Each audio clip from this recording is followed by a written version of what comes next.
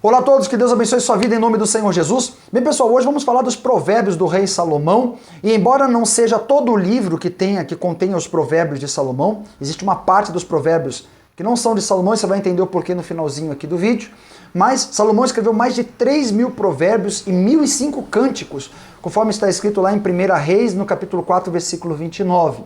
Uma boa parte desse livro foi escrito pelo rei Salomão e traz para nós um ensinamento prático sobre algo muito importante para a nossa fé.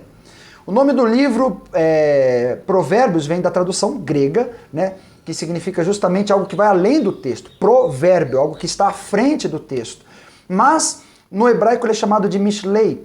Mishlei é alegoria, é uma história que traz uma moral por trás de si. Não é somente o texto, mas o principal da história é o que está além do texto. E essa palavra Mishlei é justamente aquela que no Novo Testamento é traduzida por parábola, né? Então o Senhor Jesus ele ensinava as pessoas por meio das Mishlei, das parábolas. Nós sabemos que no livro de Provérbios fala muito sobre ancião. Ancião era o sábio, né? O conceito da palavra de Deus ali sobre sabedoria vem muito da experiência. Saber para não cometer os mesmos erros do passado. Isso tem tudo a ver com a experiência de vida. Os sábios eram aqueles anciãos que eram guiados pela palavra de Deus. Né? No contexto histórico e cultural do Israel no tempo do rei Salomão, os sábios eram aqueles que estudavam a palavra de Deus e praticavam a palavra de Deus. E conforme eles cresciam em experiência e envelheciam, eles tinham condições de guiar, de direcionar, de julgar a causa do povo. Por isso que eram os anciãos que julgavam nas portas das cidades. E justamente no livro de Daniel e no livro de Apocalipse nós vamos ver Deus sendo representado pelo ancião de dias. O livro de Provérbios ele se conecta com o livro de Jó e com o livro de Eclesiastes diretamente. Esses três livros formam um conjunto, formam uma tríade. Lembra que tríades formam harmonias. Tudo que nós vemos com harmonia tem o número 3. E os 5 livros de sabedoria que nós temos na Bíblia, eles apontam para a palavra de Deus. Nós só alcançamos sabedoria com a prática da palavra de Deus.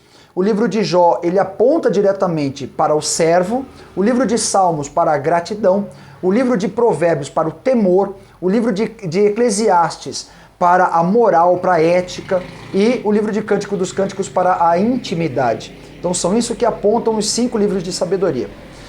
O livro de Provérbios tem 31 capítulos, o capítulo principal é o primeiro capítulo, que fala da excelência da sabedoria. O tema central do livro são os valores e conceitos morais alinhados com a sabedoria divina, com a vontade de Deus, com a Hormá. A mensagem principal do livro é não se desvie nem para a direita nem para a esquerda, seja reto e temente a Deus. Lembra lá das características de Jó, de Noé? É justamente para isso que aponta a mensagem principal do livro de Provérbios. E Jesus, nesse livro, é a própria sabedoria. O livro é dividido em 3 livros principais, 3 momentos principais. Lembra lá da harmonia. Do capítulo 1 ao capítulo 9, nós temos a primeira divisão do livro, que fala justamente, especialmente sobre a Hormá, sobre a sabedoria, sobre não cair, sobre não tropeçar. O que fazer para não tropeçar? E nós temos aí 10 instruções de pai para filho. 10 instruções de pai para filho, te lembra o quê? Os 10 mandamentos.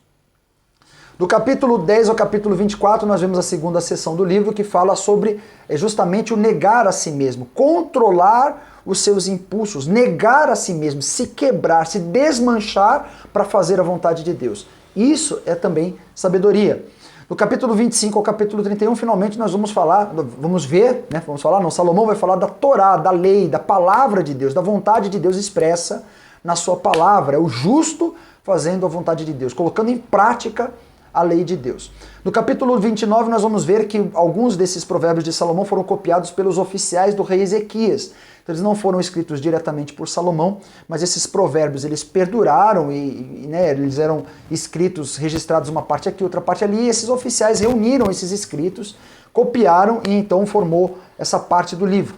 No capítulo 30 nós vamos ver as palavras de Agur, que é uma outra pessoa. Vamos ver no capítulo 31 as palavras do rei Lemuel, do versículo 1 ao 9, e depois do versículo 10 ao 31 sobre a mulher sábia. Nós vemos aí um contraste entre a mulher adúltera no início do livro, falado por Salomão, e agora no final a mulher sábia. Salomão tinha propriedade para falar da mulher adúltera porque ele foi adúltero.